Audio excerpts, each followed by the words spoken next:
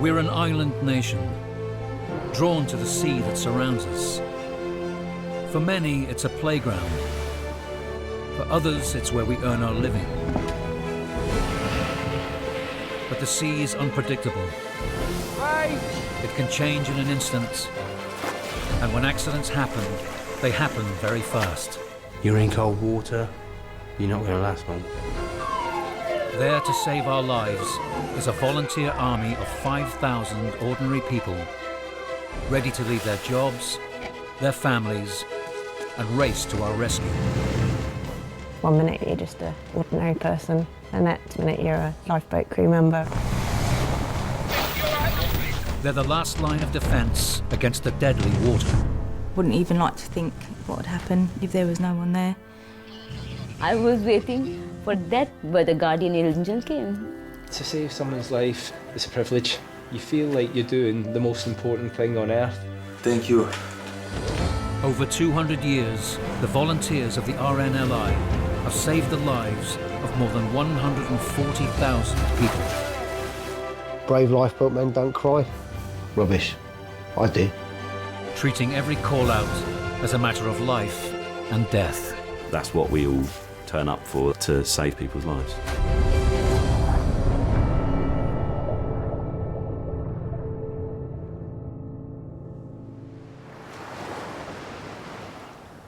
It's Saturday morning in an out-of-season Blackpool, and holidaymakers are few and far between. Shortly after 8 a.m, the crew of volunteers at the lifeboat station receive a call for help.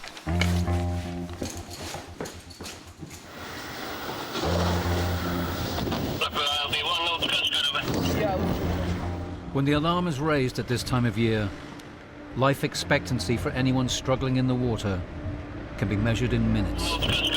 Yeah, this is Blackpool RNLI. We're being told there's a woman in the water around the mirror.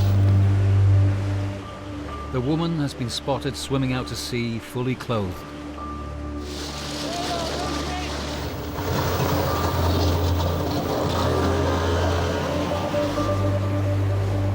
In Blackpool, we do get our fair share of people who've got emotional and mental problems. If we're fortunate, we'll get there and we'll rescue them. If we're not fortunate, it could be days or weeks later when they're recovered.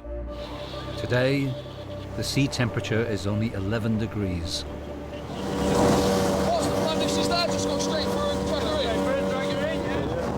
In water this cold, cramp and exhaustion set in rapidly.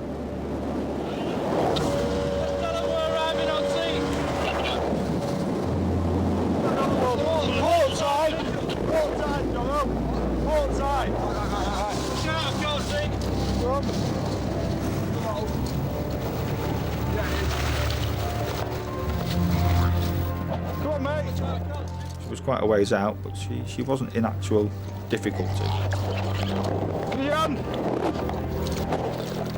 Give us your hand! No! Give us your hand! No! Come with us! She was quite happily just swimming around. She wasn't trying to drown herself or anything like that.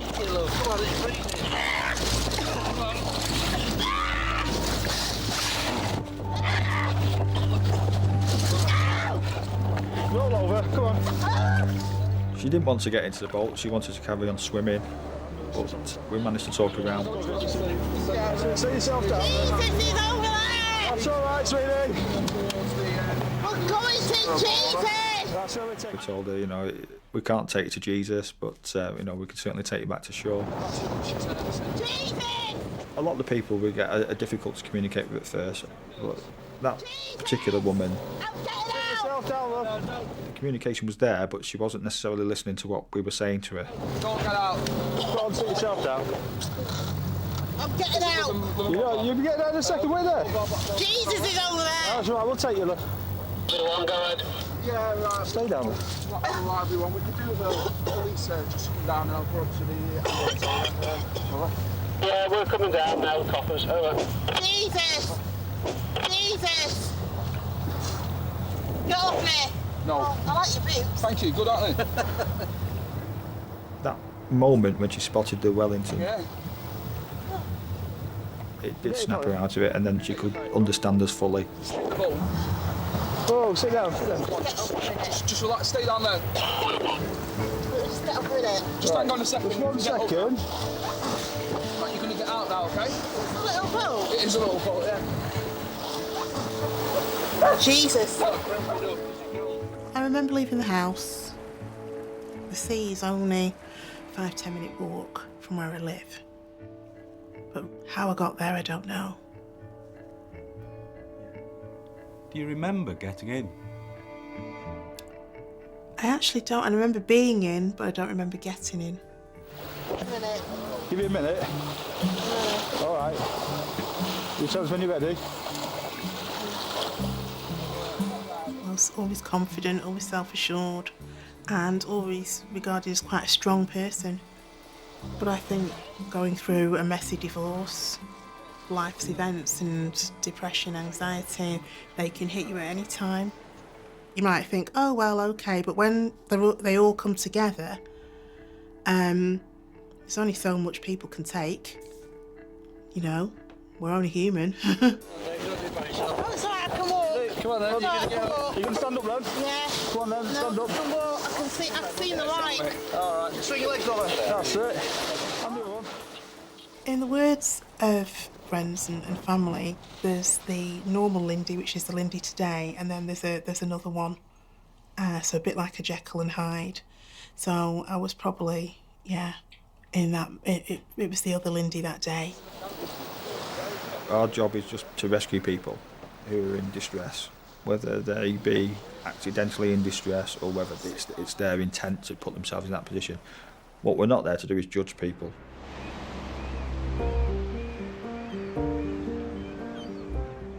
You know where the sea and the sky meet each other? I think I just wanted to get over to that bit. I don't know if I thought heaven was over there or something. I don't know.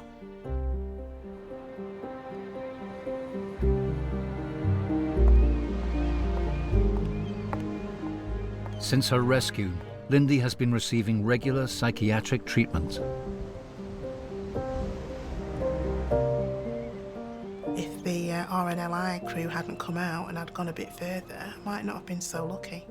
People have heroes that come and they're on that, like, you know, knights in shining armour, galloping on a horse. Well, obviously my heroes came in a boat and in wellies.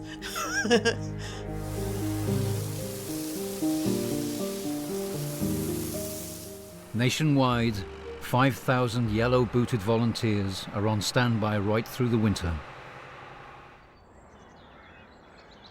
At Abersoch in North Wales, there are 15 people on the crew. So this is Fritz. He's the senior helm. He's been on station about 25 years. Stuffed it up. Really? Okay, Andy's my fiance. And you have to excuse me, I've got to answer my phone. Excuse me. Hey, you're getting down? Is there a strong bond between you and your fellow crewmen? Oh Christ, yeah, like a little family in the station.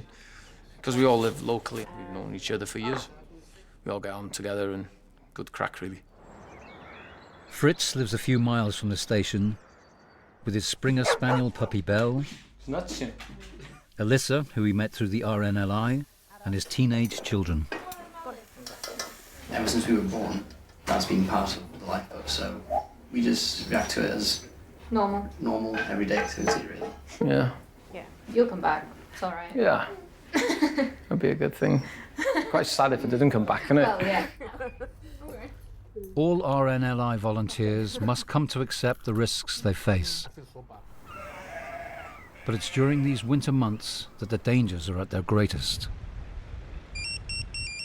Shortly after 11 a.m, the alarm goes off. One of two spear fishermen fishing at the base of a nearby cliff has been dashed against the rocks by a wave and injured his head. Found out that there was 2 adults and 1 wasn't moving. So immediately it was the urgency picked up.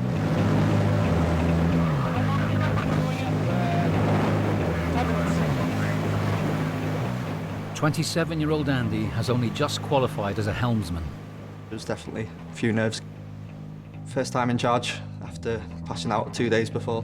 So I asked Fritz to come with me as a bit of experience.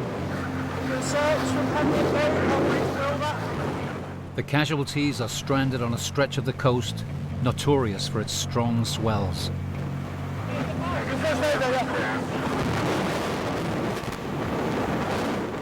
As they approach the cliff, the winds pick up to force 7.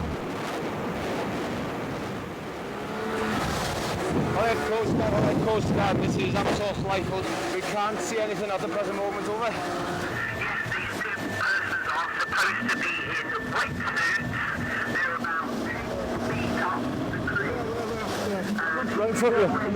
The crew spot the casualties on a rocky outcrop just above the reach of the waves. They'd obviously clambered up the rocks themselves. As the sea was getting higher, they had nowhere else to go because it was an overhanging cliff above them. It's a bad place to be. Yeah. Can we take us in, man? We decided to put the nose of the boat into the rocks. Pretty hairy situation to get the boat into. Paul, just go on, man. Stand by, yeah? Yeah. Holly, I'd Coast Guard, this Capsize Lifeboat, over. Jump on that rock.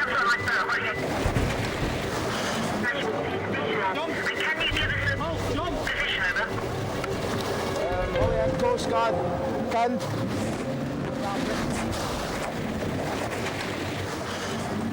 Watch the rocks, to back end.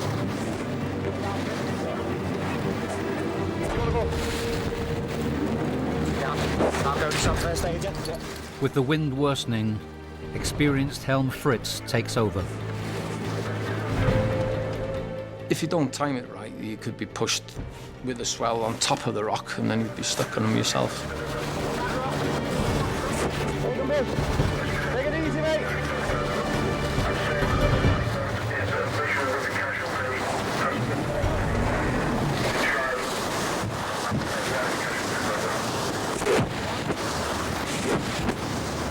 Go right, I'm going into that groove there. Hey! Big one coming in, big sack coming in. Big sack coming in.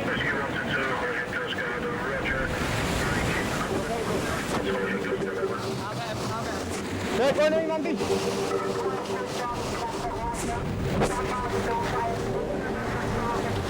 Go on, Dave. Get me in there. I am, mate. I'm going in now. Okay, you take it easy. Okay?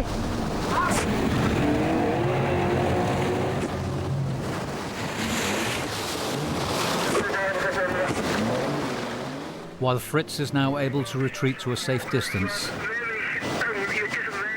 balanced on a narrow ledge, Andy and Paul must try to assess the casualties. One of them told me that he'd banged his head and he had some sort of neck injury as well. So I was quite wary that we needed to keep him still. So the first thing we did was to try and put a neck brace on the casualty.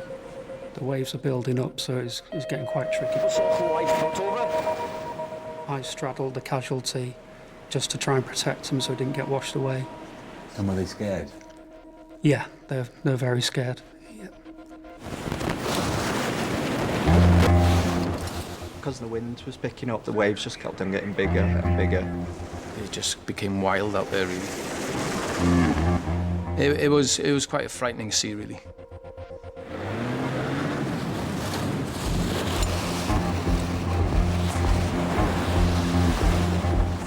Given reports of the casualties' condition, the Coast Guard has scrambled a helicopter. But as it arrives, the seas continue to deteriorate. Paul spotted some large waves coming in and they were pretty much at our level.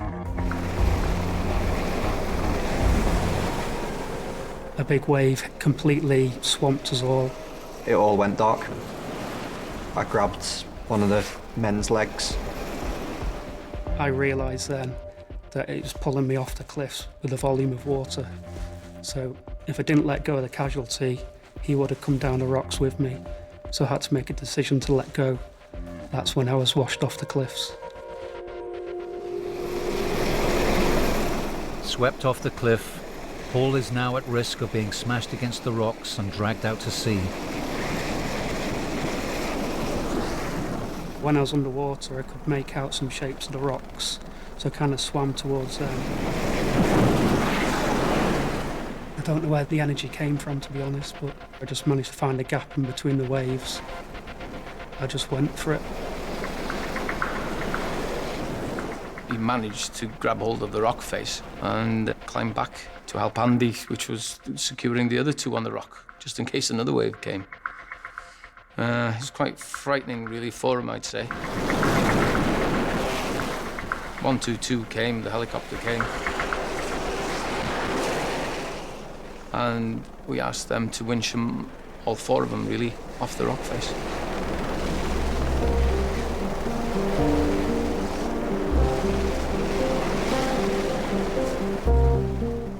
Did you ever think you were going to die? Possibly for a split second when I was in the water. I thought about my family. We'd just had a newborn baby girl. I just thought there's no way it's time to die yet. Last thing you want to do is lose one of your colleagues, especially as it was my decision to put him on the ledge, so yeah, I don't really want to think about it, to be honest. Thanks to the efforts of the crew, the two spear fishermen made it safely to hospital. Are you a brave man, Paul? I wouldn't call myself brave, no. No, I just like to help out. Probably more scared doing this interview than I was doing that shout.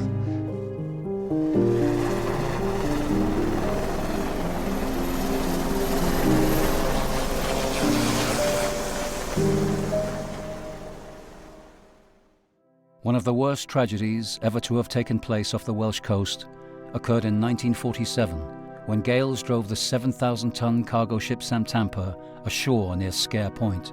All 41 crew members lost their lives, and while trying to rescue them, 8 lifeboat crew from the Mumbles lifeboat station were also killed. More than 400 lifeboat volunteers have died trying to rescue people at sea. And for the current crew at the Mumbles lifeboat station in Swansea Bay, the 1947 Sam Tampa tragedy still resonates. The 8 crew of the lifeboat launched from a lifeboat station that was still in use until 2 years ago. And at times that had not been far from my mind. I'd never lost that because 8 men went from that boathouse and never came back. All the crew on board the lifeboat, as well as on the vessel, drowned in the oil from the Sam Tampa as opposed to the sea itself. I would imagine that would be a terrible way to go. All 8 men who died attempting to rescue the Sam Tampa crew are buried together in a cemetery overlooking the bay. Obviously, things are a lot safer today, but the conditions that occurred on the 23rd of April 1947 have occurred since then around South Wales and have been more severe at times even. The risks are always there, the waves are always there, the wind is always there. We would hope that it wouldn't happen again, but there is always a potential of it, yes. In Mumbles, I believe we've lost the most lifeboat crew of any lifeboat station. We don't want to become casualties. We want to come home. Today there's a spell of winter sunshine, but the sea is still an icy 5 degrees.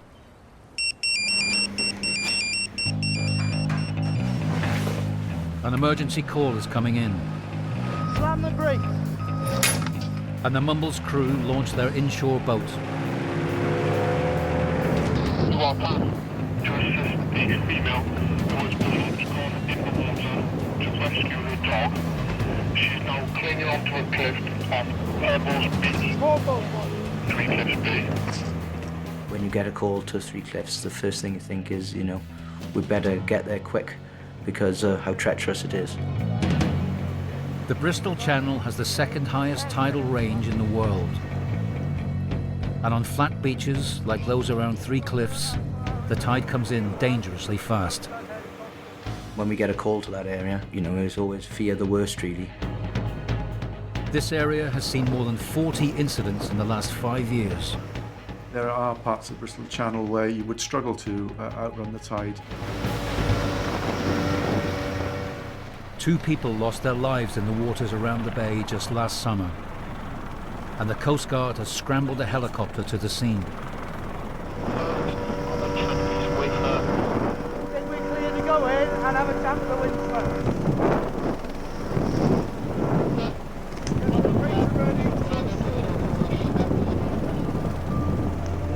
Take the dogs from here anyway. Yeah. All right, how are you doing? All right, just put the bow on, Rich.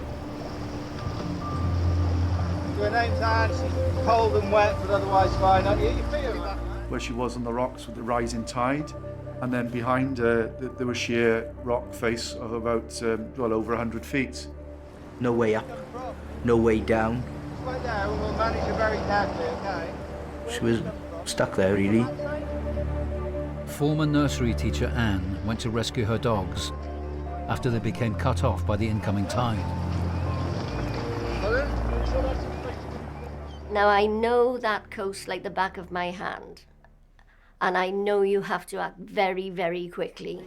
So I started to wade across to where the dogs were, and then it was waist high within half a minute. It was so fast. I know it comes in fast along that part of the coast. It's notorious.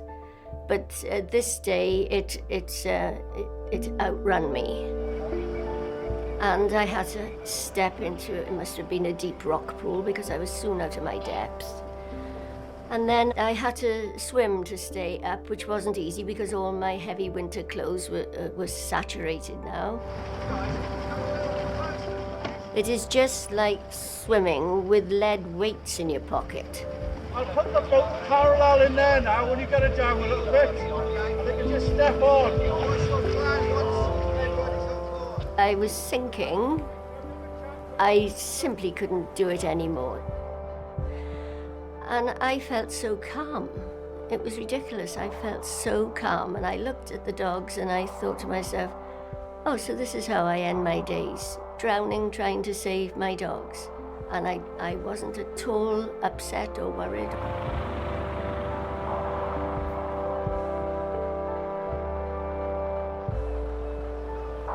When I sank down, luckily, my left foot touched on a rock, and I managed then to push myself up with my left foot, and I scrambled up onto the rocks where the dogs were.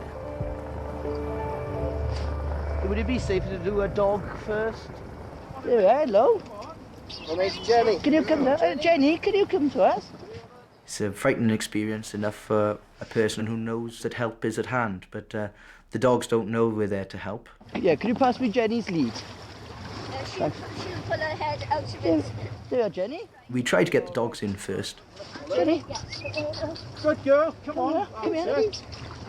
Good girl. But they weren't moving from Anne's side. Okay, great. Anne wasn't really going without dogs. You got the boat, boys. And the dogs certainly weren't going without Anne. So we decided that change of plan. Do you want to come down first of all and the dog will follow you then? We would then bring Anne into the lifeboat and get Anne to call the dogs herself. Here we are, Anne. Nice and easy, Anne. Yeah, you can stand on there. That's it. Jenny! That's it, she'll come down now. Lovely. Yeah, no, that way. Good girl, good girl. The Bernese mountain dog, I thought this is going to be the tricky one. I got it. Very, very heavy. One dog in particular was a lot bigger than the other. I didn't fancy picking that one up. Can you go? This one's a little reluctant as well. Come on, Jess! Come on, Jess! This is terrified. Come on, Jess! That's it. Good girl, good girl. Hooray! Right. Stand on a dog. No, you're all right. There we go. You hear time and time again of people entering to help animals, and unfortunately the dog will get out safely and the owner doesn't. And like I say, year on year you see this happening. Well done, Rich. You're keeping it really dry there, Rich. The sea was determined to get me that day. There's no doubt about it. It was absolutely determined to get me. And if it wasn't for the RNLI, it would have. Hello, Jess. Hello, pups. Do you like dogs? I do. I've always had a dog, and I've actually got an 8-week old golden retriever pup. That's the way. Well done, Fatty. Would you risk your life for your dog? It would be easy to say, no, I wouldn't, but there, you know, knowing what she means to me, you know, obviously, if I saw her in trouble, I'd want to try and help. That's human instinct, isn't it? We're seeing a lot of animal rescues. Dogs are the favourite, I think. There was even an incident of a dog which fell 300 foot down a cliff. Hello. It's okay. So you're all nice and warm? Good girl. You do see other farm animals. Sheep, cows. Well done, boys. Cheers. Personally, I haven't rescued a deer.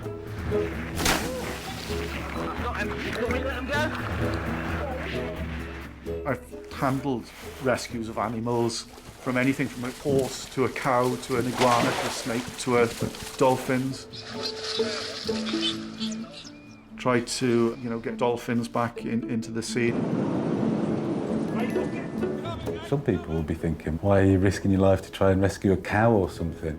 We do it because we like saving lives. We're there to help all creatures, great and small.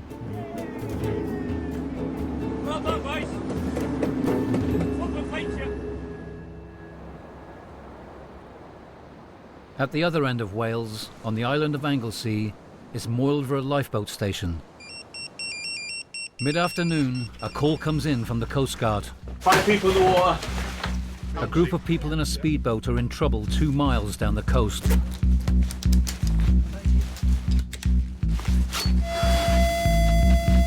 The all-weather lifeboat is scrambled to Point Linus, an area prone to an unusual and dangerous phenomenon called a tidal race. It's when you have a depth change from a deep water to a shallow water, then that causes waves over the bank. When the incoming tide passes over a submerged reef or shelf in the seabed, it creates breaking waves and hazardous currents that can catch out even the most experienced sailors. The sea can hit you on the bow and then it can hit your side on as well. We go and exercise there quite often because of the big waves there, and they'll swamp you. There's many people that have died out there. The Coast Guard helicopter has located the casualties washed into a cove along with their waterlogged boat.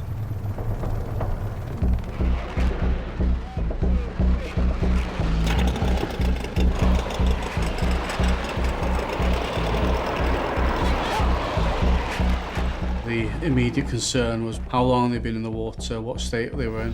What happened? Did you just break down? Did you hear? Yeah, in the race just off there, yeah. How many more people are taking water on?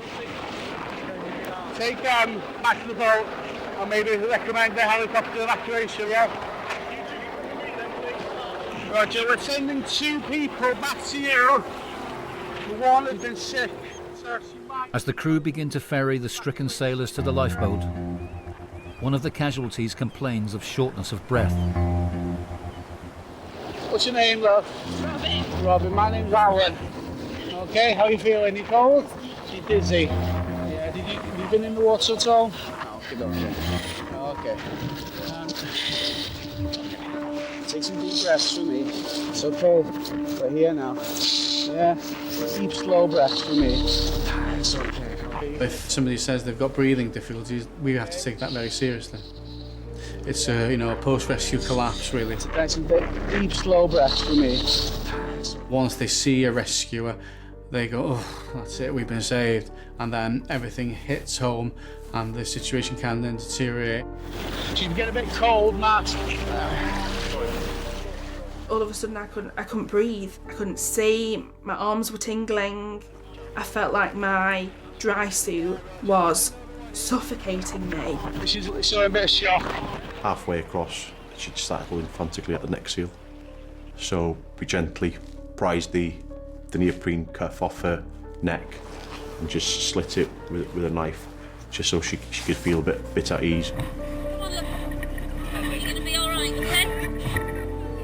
You have to just crawl like you're lying and things. Throw yourself in the bucket, that's it. Well, definitely go. You've got to remember what they've been through. Most of them are probably thinking that they're dying and they're going to die. Walk with me now, okay? You've just got to keep reassuring them that everything will be okay. I'm right behind you, so don't worry. With the casualties' condition worsening, a paramedic is winched down onto the lifeboat.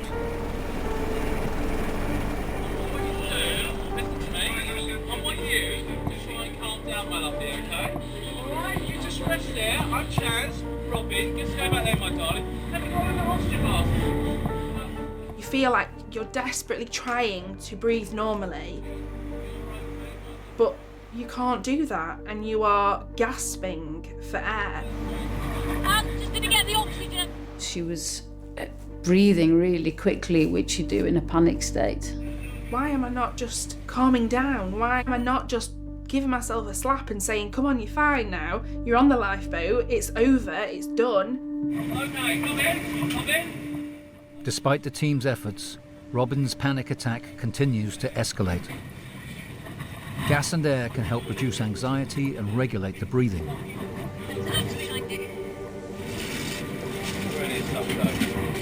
Robin, we're going to give you a bit of Entonox, alright? The more and more I panicked, and the more air I gasped for, the worse and worse the pain got. And it was so bad. She had deteriorated and needed evacuating, really. I'm going to take you as well, or I'm going to go back home. I'm not going to leave you. I'm going to take you. Right. Take off!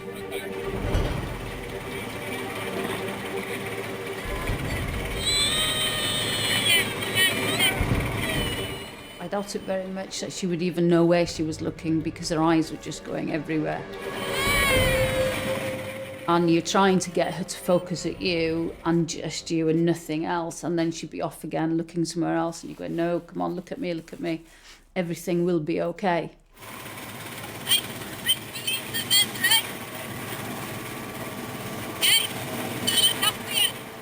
I wouldn't have cared if it was Joe Bloggs piloting that helicopter. As long as it was getting me to hospital and getting me there quickly, I really couldn't have cared less.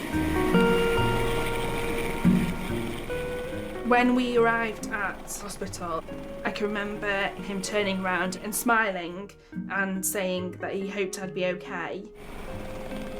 Really, I'm glad he didn't want to stop and chat because I just wanted to go inside and seen by the doctor. Robin had to spend a few hours in hospital being checked over, but was able to return home to her family later that day.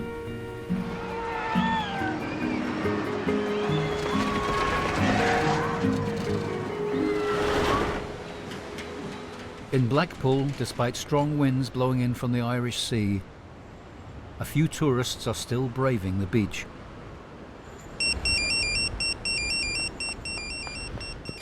A call comes in from the Coast Guard alerting the crew that someone's reported hearing shouts from the water near North Pier. 3 volunteers are scrambled to the rescue.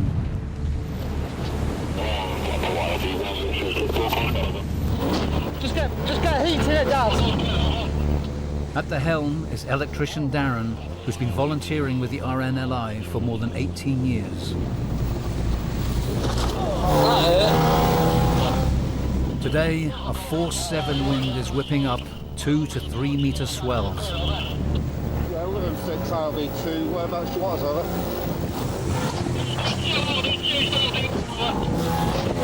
Watch yourself, Dad.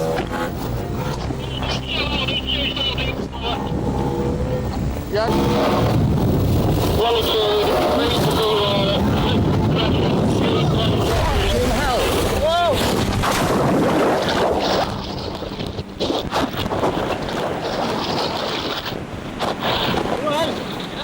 Yeah, fine. Where's Dad? Dad! Watch yourself.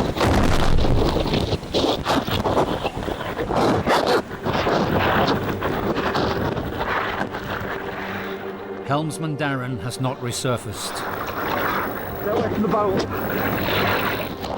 but in danger of being knocked unconscious by the upturned boat. There's little that crewmates Simon and Kyle can do to help him. Easy, stay up. Get a flare out, get a flare out. Wait.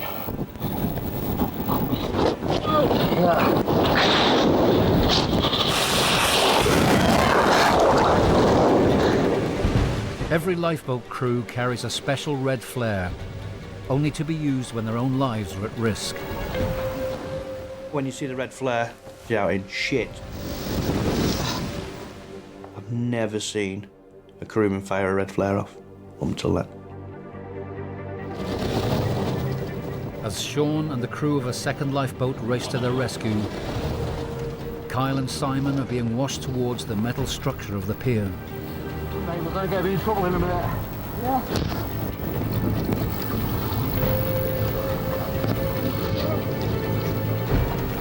Watch yourself. Push yourself away from the boat. Watch your head.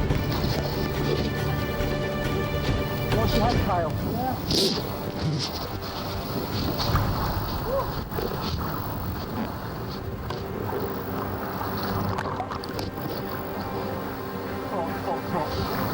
This way.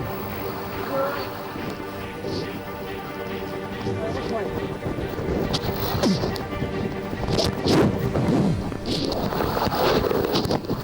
Just get through this pier. Watch your head. Another big wave coming, Kyle. Watch your head. Watch your head. As we pulled up to North Pier, the crew were just coming under the pier. So we threw them a line and pulled them in.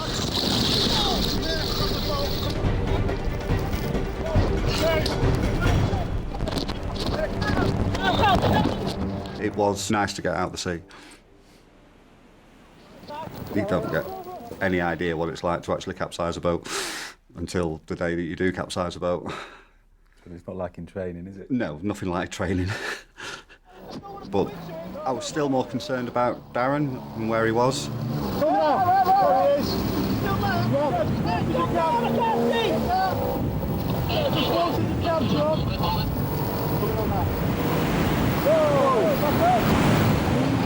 Daz, are you okay? Daz, are you alright? You alright, Daz? When we saw Darren and he gave us the thumbs up, we thought, oh, thank God for that. So, you know he's fine. Just got to get the other boat to him as fast as possible. We were expecting to rescue our own. Is that the first time you've had to do that? I've never experienced it in my time, my service on the lifeboat for 20 years. And hopefully I don't experience it again. Darren had become tangled in some rope and was trapped underneath the boat until another rogue wave fortuitously set him free. Did you think you might die?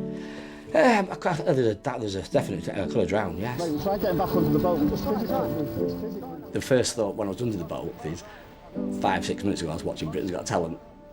It's just one extreme to the other. Relaxed, comfort, family. Under a boat, drowning, near death. I think it's brought us closer together because you're more aware of what can actually go wrong. And you're more cautious as well now. The crew came dangerously close to disaster. And on this occasion, the reports of someone in trouble in the water turned out to be a false alarm. Why are you willing to risk your life? I don't know. I've no idea. Someone said to me once, how much do you get paid? And I said, we do it for nothing.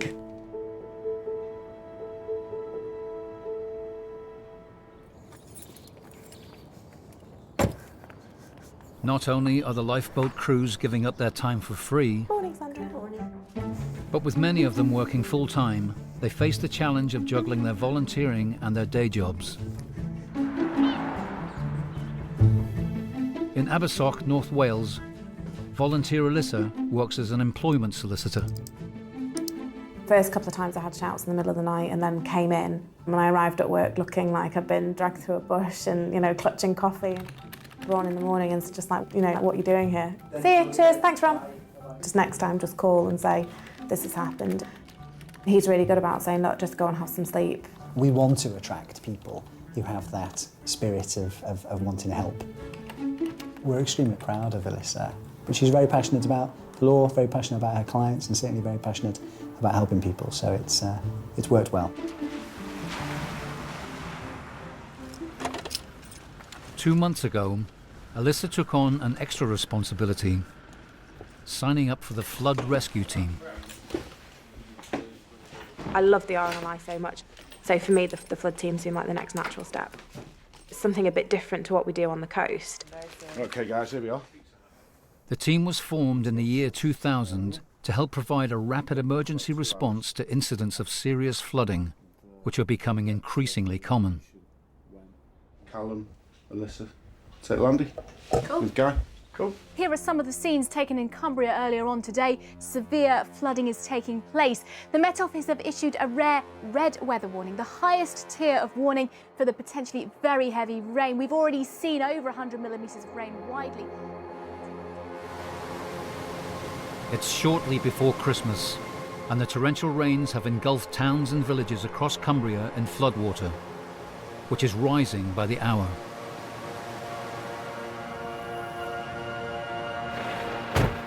The team heads straight for the town of Kendal, where the nearby River Kent has broken its banks. All roads surrounding Keswick are blocked and badly affected by large areas of surface water. When I got there, I was speechless really. To see the level of the water and the speed that it was moving at, it was nothing like I'd ever experienced before. You can almost see it rising before your eyes, and it's still raining, you just think this is never going to stop. You worry about Alyssa? Yeah, I do worry a lot about her. Really. There is an aspect of what if. You never know with the floods. Everybody happy, yeah? The volunteers need to begin a house-to-house search. But every step is fraught with dangers. Everybody hold on. Yeah. Tighten if you can, tighten. We never know what's in front of us. If the water doesn't take your feet from underneath you, then the next log or the next bin or the next car that drifts downriver will. Manholes are the worst. Manholes will lift under the pressure of water through the drains, and that'll just leave a big gaping hole in the floor, and it'll actually pull you in.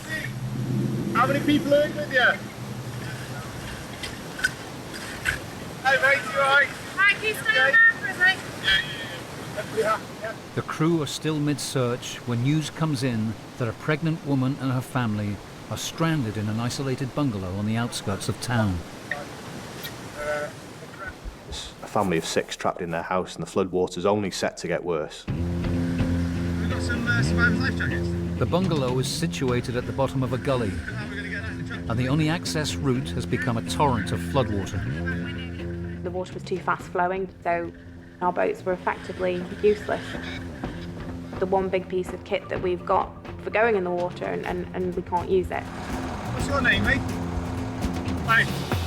Nice to meet you, Lee. A local farmer came up to us and said, I can drive you there. There's this tractor and you think, it's not conventional, it's not orthodox, but you know, we'll give it a go.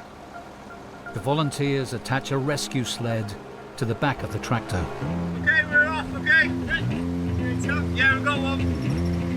The guy was hanging out the back window holding it because it just wouldn't fit in the cab. To reach the bungalow, they need to navigate down 300 metres of submerged lane.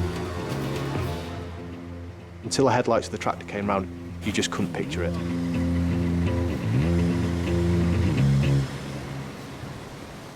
Once it was illuminating, we looked and thought, wow, this is pretty bad. I was driving the tractor and there was very, very fast flowing water down the drive. It's like a funnel, basically, sucking all the water in. There's a lot of air in tractor tyres, and the risk was The tractor could have carried away by the current was that strong. Okay, Liz, you go to that corner now, Liz. Are you ready? Thanks to the farmers' help, the volunteers have made it to the family's home. No hazards here, no? Let's go then.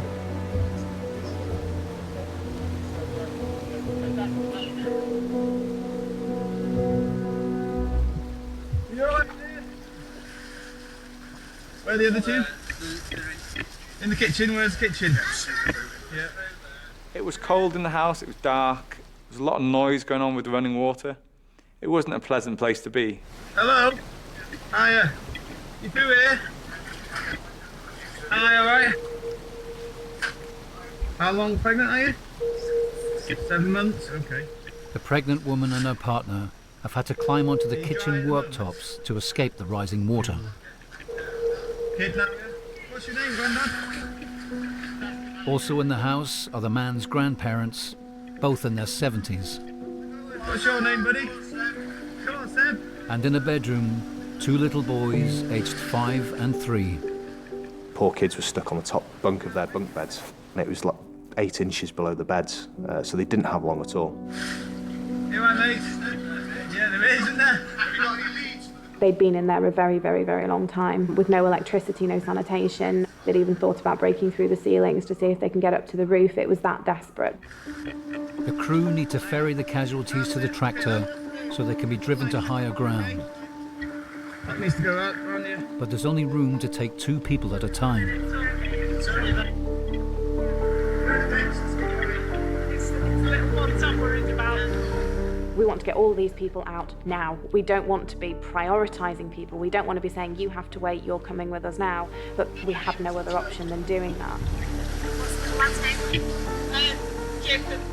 They begin a relay to extract the family, starting with the youngest child. Hi, Jacob. Hi, Jacob. How you doing? And his grandmother. Okay, we just got a quick ride in a tractor. Yeah.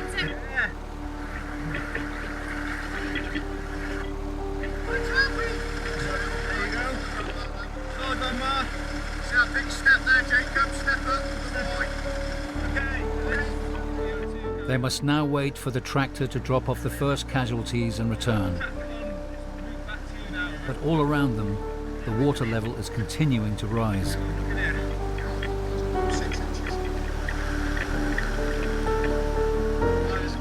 With each trip, you see that the water's risen inches again. This situation is developing. It's developing quickly and it's getting worse. My legs were quite quickly getting tired, and I was wading through much deeper water. Next, they take the pregnant woman and the 5-year-old boy. Come on, Seb. Yeah, mate, you come here. I've got you, Seb. I've got you. I've got you. Okay, Seb, you're going to go on here? I'm coming with you. I've got you. Right, yeah? Okay, see you in a minute. You can feel the tractor vibrating, you can feel the water pushing this machine that weighs tons and tons. You can feel it really moving, and we're saying to the tractor driver, you know this machine, you need to tell us when this isn't safe anymore and when you can't come back. Despite the dangers, the farmer decides to risk another trip to rescue the granddad, the father-to-be, Yeah. Got to get the dogs as well, remember? and the family's 2 Labradors. Girl, good girl. But the crew must still wait for their turn to be driven to safety.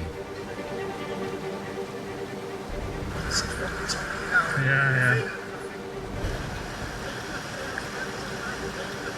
Get it on the back. Okay, whoa! That's it. Okay, I've got it. That tractor driver deserves a medal. He does. Fucking hell, yeah. Without it, they wouldn't have done it.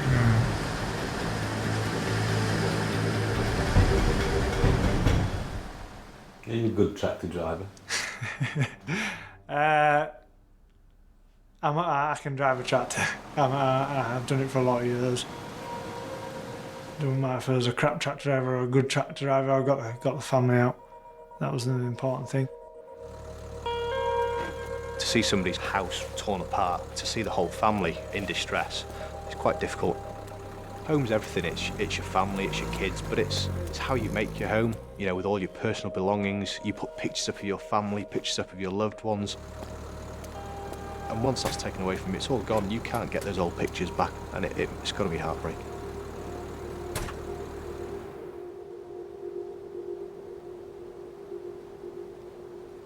More than 45,000 homes were affected by the Cumbrian floods.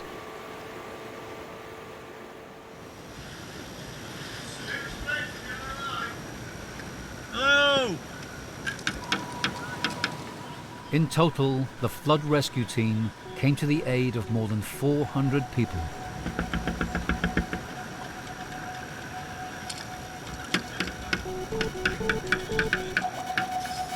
Okay, next. We'll mark the property to show to not only ourselves but other agencies that that house has then been cleared.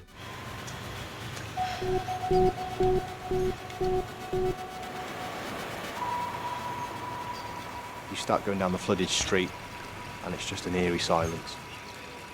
There's no kids on the streets, there's no cars passing by. In fact, we're going over the tops of cars in our boats. There's no little sports cars hidden in the drive, is there? Just the two of you? Yes. Okay.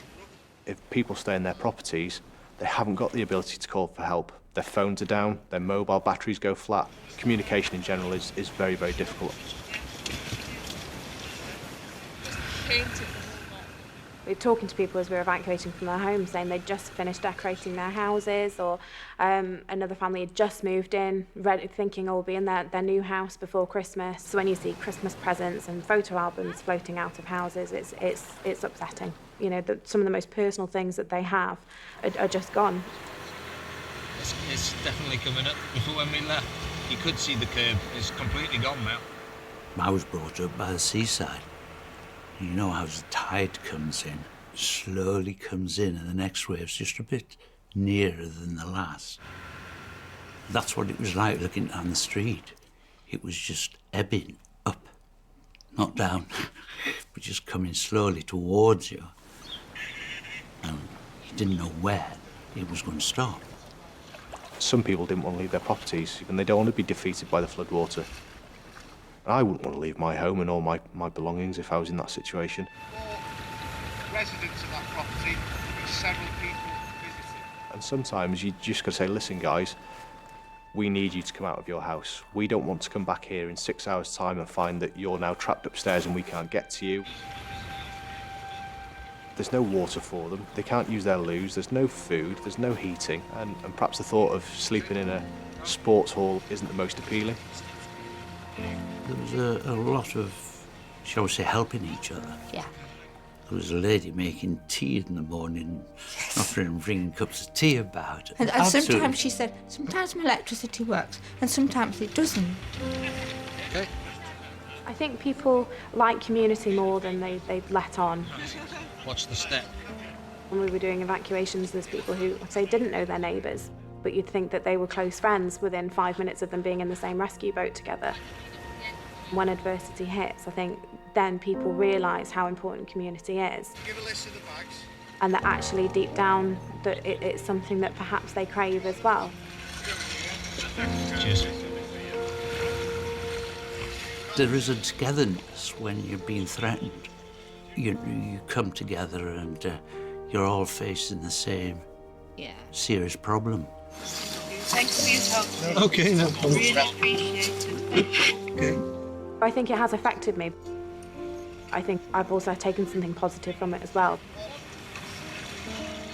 You add things to your own life with it then and sort of hug your own family that bit tighter and realise just how lucky you are.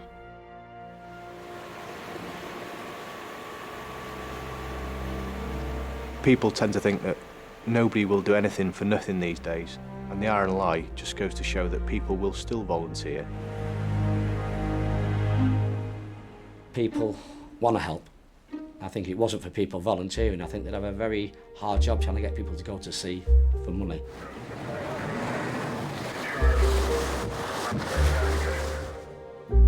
We're an island nation. There's water all the way around us. There's always going to be someone who's going to be in trouble. So hopefully there'll always be a lifeboat service to save them.